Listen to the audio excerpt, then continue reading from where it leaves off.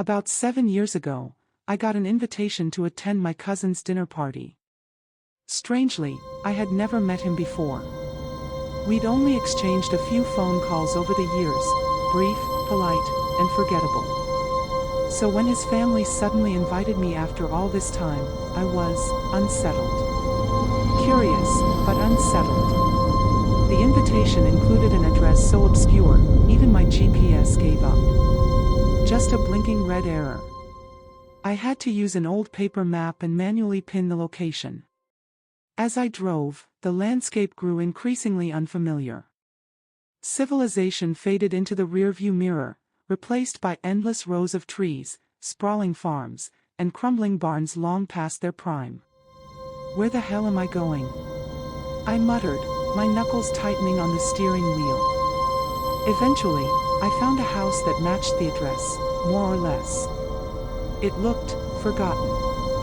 The two-story structure was cloaked in dead leaves and thick, knotted branches like a cocoon. Paint peeled from the wooden siding, and its windows were dark and clouded. This can't be it, I said aloud.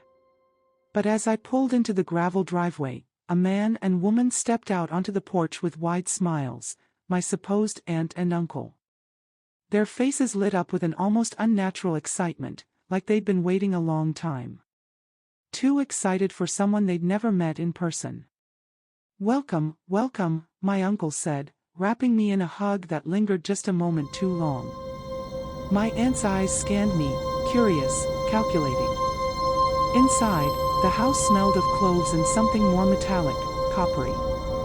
The interior was dim and cluttered with old family photos in ornate, dusty frames. I asked where my cousin was.